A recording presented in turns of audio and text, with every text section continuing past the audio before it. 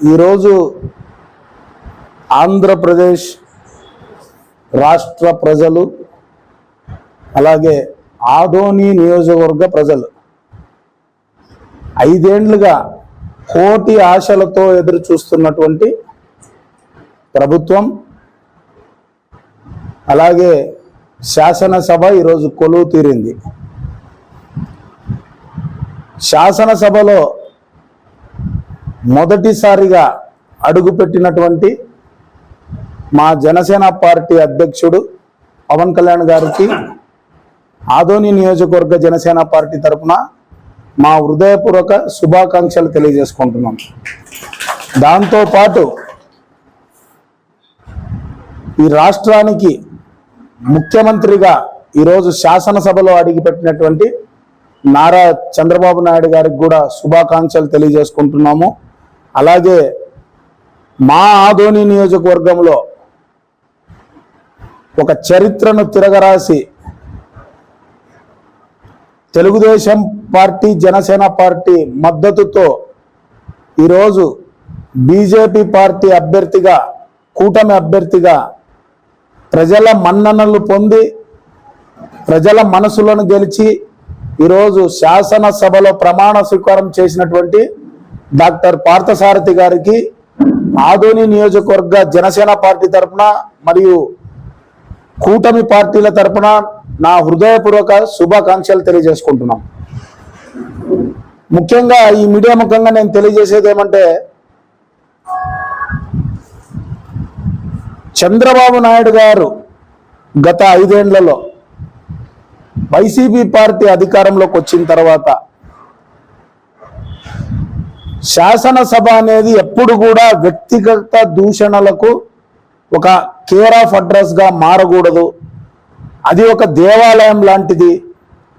అక్కడ ఏ డిస్కషన్ జరిగినా కూడా ప్రజా సంక్షేమం గురించి జరగాలి, ఇచ్చినటువంటి హామీల వైఫల్యాల గురించి జరగాలి తప్పితే వ్యక్తిగతంగా ఎక్కడ కూడా దూషణలకు పాల్పడకూడదు అనేటువంటి ఒక గొప్ప ఉద్దేశంతో పెద్దలు ఏర్పరిచినటువంటి శాసనసభను వైసీపీ వారు గతంలో ప్రజలు ఇచ్చినటువంటి పెద్ద మ్యాండేట్ను ప్రజల కోసం ఉపయోగించుకోకుండా ప్రతిపక్ష నేతలు అనేది ఈ శాసనసభలో ఉండకూడదు అనేటట్లు వ్యవహరించి నారా చంద్రబాబు నాయుడు గారిని కూడా శాసనసభలో వ్యక్తిగత దూషణలకు పాల్పడి ఇంతకీ వాళ్ళు పాలించడానికి ఉన్నారా లేక ప్రతిపక్ష నాయకులను టార్గెట్ చేయడానికి ఉన్నారా అనేటువంటి ఒక ఆందోళనను రాష్ట్రంలో వ్యాపింపజేసి చంద్రబాబు నాయుడు గారిని శాసనసభను పెట్టిపోయేటువంటి పరిస్థితులను వైసీపీ పార్టీ గతంలో జగన్మోహన్ రెడ్డి గారి ప్రభుత్వం తీసుకొని వచ్చింది. కన్నీరు పెట్టుకున్నారు ఆయన. వ్యక్తిగతంగా నన్ను నా కుటుంబాన్ని అంటున్నారన్నప్పుడు శాసనసభ మీడియా పాయింట్ ముందరకు వచ్చి కన్నీరు పెట్టుకొని నేను ఇక ముఖ్యమంత్రిగానే ఈ శాసనసభకు తిరిగి వస్తానని చెప్పి శపథం చేసి ఈరోజు చంద్రబాబు నాయుడు గారు ఆ శపథాన్ని నిలబెట్టుకొని ముఖ్యమంత్రిగా ప్రమాణ స్వీకారం అంటే ముఖ్యమంత్రిగా శాసనసభలో అడుగుపెట్టింది నిజంగా చాలా సంతోషంగా ఉంది. దాంతోపాటు పవన్ కళ్యాణ్ గారు గతంలో 2 చోట్ల నిలబడి ఓడిపోయాడు. ఆయన ఎప్పుడు ప్రజా సమస్యల గురించి ఎత్తినా కూడా ఎప్పుడు ప్రజా సమస్యల గురించి వైసీపీని ప్రశ్నించినా కూడా అనరాని వ్యక్తిగత విషయాలను తీసుకొని వచ్చి అని రాక్షసానందం పొంది చివరికి పవన్ కళ్యాణ్ గారిని అసెంబ్లీ గేటు కూడా తాకనీయము అని చెప్పి మంత్రివర్గంలో ఉన్నటువంటి వాళ్ళు కానీ శాసనసభ్యులు కానీ గతంలో ఏ రకంగా విర్రవీగిపోయారో రాష్ట్ర ప్రజలందరికీ తెలుసు.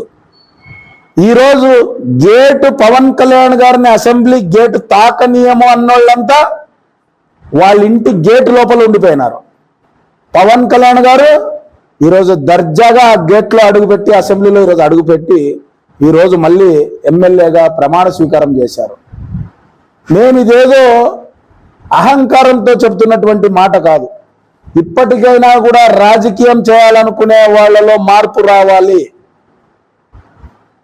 ఏ నాయకులను వ్యక్తిగతంగా విమర్శించరాదు, ప్రజలన్నీ గమనిస్తుంటారు అనేటువంటి విషయాన్ని ప్రతి ఒక్కరూ గుర్తించుకోవాలి. ఇచ్చినటువంటి బాధ్యతను సక్రమంగా నెరవేర్చాలి. ఎందుకంటే ఎప్పటికీ కానీ ప్రజలు ఇచ్చేటువంటి తీర్పు ఏదో ఒకరిద్దరు అభిప్రాయాలకో, ఒక 10 మంది అభిప్రాయాలకో, 100 మంది అభిప్రాయాలకో ముడిపడినటువంటిది కాదు. 5 కోట్ల మంది ఆంధ్రులు ఇచ్చేటువంటి తీర్పు, ప్రతి నియోజకవర్గంలో 3 లక్షల మంది ఓటర్లు ఇచ్చేటువంటి తీర్పు ఈరోజు ఒకరి అభిప్రాయంగా మార్చుకొని అవతల వాళ్ళని కించపరచడం అనేది అది సబబు కాదు. అందుకే ఎప్పటికీ కానీ తప్పులు చేసిన నాయకులకు శిక్ష తప్పదు అనేటువంటి దానికి నిదర్శనమే ఈరోజు ఆంధ్రప్రదేశ్లో జరిగినటువంటి ఈ సార్వత్రిక ఎన్నికలు. దాని ద్వారా వచ్చినటువంటి ఈ ఫలితాలని మేము చెప్పగలం. అలాగే డాక్టర్ పార్థసారథి గారు, ఆయన ఇప్పటికే ప్రజల్లో తెలుగుదేశం పార్టీ, జనసేన పార్టీతో కలిసి ఈరోజు అభివృద్ధి చేస్తామని ఏ రకంగా అయితే ఎన్నికల ప్రచారంలో మాట ఇచ్చారో దాన్ని ఈరోజు అధికారికంగా శాసనసభలో ప్రమాణ స్వీకారం చేయడము, ఈరోజు ఆదోని నియోజకవర్గంలో కూడా వెనకపాటు తరానికి గురైనటువంటి ఈ ఆదోని నియోజకవర్గం, 2వ ముంబైగా గుర్తింపు పొందినటువంటి ఈ ఆదోని నియోజకవర్గంలో పరిశ్రమలు మూతపడడం కావచ్చు, ఉపాధి విషయంలో కావచ్చు, వలసల నివారణ విషయంలో కావచ్చు, అలాగే త్రాగునీరు, సాగునీరు, ఈరోజు రోడ్డు వైడనింగ్, మాస్టర్ ప్లాను, ఇటువంటివి ఎన్నో ఛాలెంజ్లు ఈరోజు పార్థసారథి గారికి ముందర ఉన్నాయి ఈరోజు. సో మేము తెలియజేసేది ఏమంటే